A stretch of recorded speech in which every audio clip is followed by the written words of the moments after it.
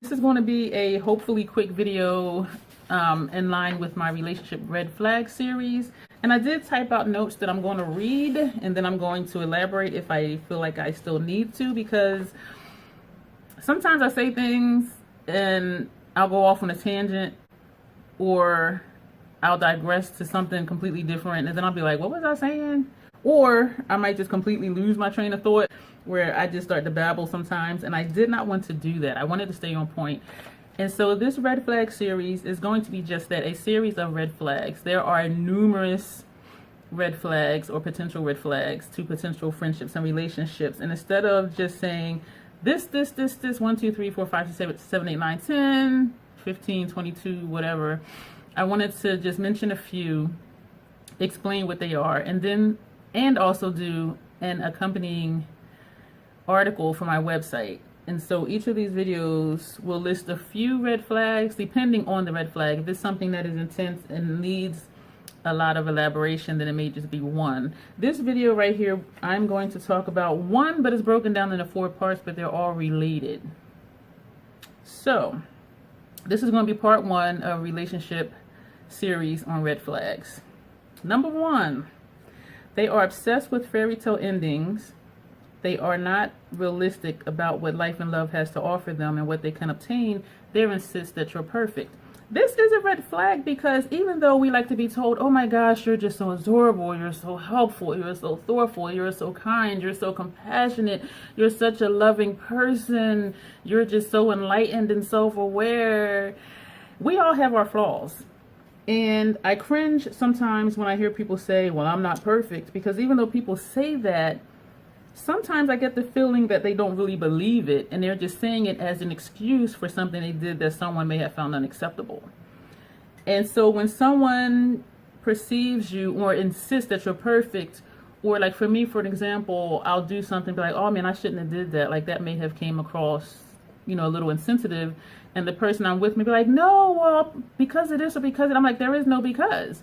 If I consider something insensitive, then to me it's insensitive. And so for someone to excuse away my poor behavior or my lack of appropriate word choice or something like that, I'm like, I have flaws too, and everything I do is not perfect. And if something I do is an issue for me after the fact, that is an issue for me. And so for someone to consistently dismiss things that are problems for me of my own behavior or words that I say, that tells me that they're not really seeing me as a flawed person. And not flawed in the sense that I'm damaged beyond all repair, but just that I'm not flawed in the sense of I can do no wrong, because I can. We all can. It's a part of being human. So when someone is insisting that everything you do is perfect, there is nothing at all wrong with you, that's not realistic.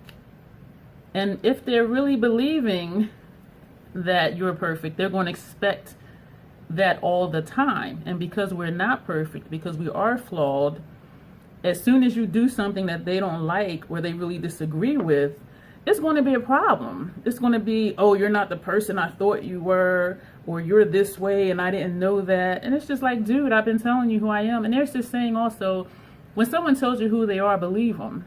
Whether it's something good or whether it's something bad or whether it's something different. And something that I do when I meet people, when I say, oh, tell me about yourself, of course they say all the good stuff, all the fantastic, wonderful things. And I say, tell me something about you that other people, numerous people, have said that you should work on improving, or what is something about yourself that you think you should work on improving just to be a better person in general. And usually the response is, why do you want to be negative? I'm not being negative. I'm just keeping things balanced, because we all have things that we can work on to be a better person. And so for someone to always highlight all the good things, eventually the not so good things are going to creep up. And so I'd rather know that sooner rather than later, so that when it pops up, I'm like, okay, well, he did say this is something he was working on, which also tells me this is something that they're working on and something that they're aware of, because they have to be aware of it to tell you in the first place. And so if they're insisting you're perfect, that's a red flag. They're living in a fantasy land. It's not realistic. Number 2, and this all, like I said, this all goes kind of into the same ballpark. Their relationship history is rocky, and they say it's because all their exes are crazy. If all their exes are crazy, if y'all break up, they're going to say the same thing about you. They don't see themselves as the common denominator, which is why they keep picking the same types of people. There's a saying, your picker is broken. If you keep picking people that you end up saying is crazy, maybe you're attracting crazy people because you're crazy. Or maybe because they do something you don't like, and as your way of explaining why the relationship didn't work out, oh, they're crazy. Well, why do you say that? Oh, because they just are. You need to give me some elaboration here for me to understand your point of view, other than saying just because they are. Because then I'm thinking, okay, you're not even really thinking about any of the situations that you can give me as examples. You're just saying that they're crazy just to say they're crazy. Why are you saying that? And why do you keep picking the same people? You're the common denominator, dude. Okay, so number 3, not wanting or able to discuss why previous relationships did not work out. This shows an inability or unwillingness to process their actions and those of the other person to evaluate and analyze what went wrong or what perspectives they needed to change within themselves.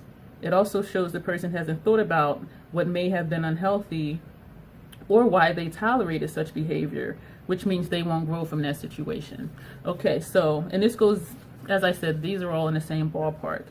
If you ask someone, why did your last relationship not work out? Oh, well, she's crazy. Okay, well, what was crazy about it? And why did you stay? Why did you tolerate it? Like, what was going on in your head that you convinced yourself it was okay to stay with this crazy person? You're the common denominator. Like, what was the situation? Give me some examples of things that went on. And not only what the other person did, but what was your response to what that person did? Because if you choose to stay, and now you're saying they're crazy, you made a conscious decision to stay. And so I want to know where your head was at as well. Because that tells me what I may or may not potentially be signing up for here with this person. And for someone, I don't care what the situation is, there's something you can always learn from whatever situation or circumstance that happened. That you can learn not only about the other person, but also about yourself. As I just said, if something unfortunate happens or something negative happens, you can still learn from that. Even if it's, why did I tolerate that? You can learn from that. Learn about yourself. Analyze, well, why did I put up with this all this time when I knew that something really wasn't quite right? That's something to figure out. And that's something I appreciate in people when they take a negative situation and they internalize it and think about, how can I be a better person so that I don't keep making these same choices, picking these same people? How can I improve myself? And the older I get, the more important that is to me. Number 4, not desiring to grow as a person or not believing there's more they can learn about themselves. Lack of motivation for self-improvement. That just goes into what I just said. What can you learn from your past situations? What can you learn from your previous relationships? Even work-wise, if you're at a job you hate and you're always complaining about your boss or your other coworkers, look at yourself too. Like, well, are you triggering something in them? And if you are, they need to deal with that trigger. However, you may be able to change your interactions and your mannerisms around that person to trigger them less. And so there's still maybe something you can do. I'm not saying you're responsible to not trigger people. However, I'm saying there's a way to say things that may not sound as harsh or as condemning or as judgmental, if that's the case. So that's it for this video. Super short, because the one I did with this face was super long and I don't want my phone to cut back off, and I wanted to get this in. And so basically, if they're obsessed with fairy tale endings, they think that you're perfect, their relationship history is rocky, they blame all the downfalls on relationships on the other person, they feel like they cannot learn or have nothing to learn about themselves from their previous relationships or situations, and they have a lack of motivation to improve themselves as a person.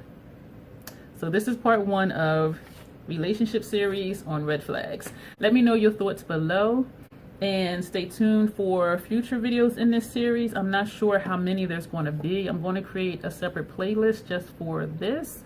Go ahead and subscribe and click the notification bell for automatic notification of new videos, and you will see me in the next video, and you will hear my thoughts in my next article. Thanks guys. Bye.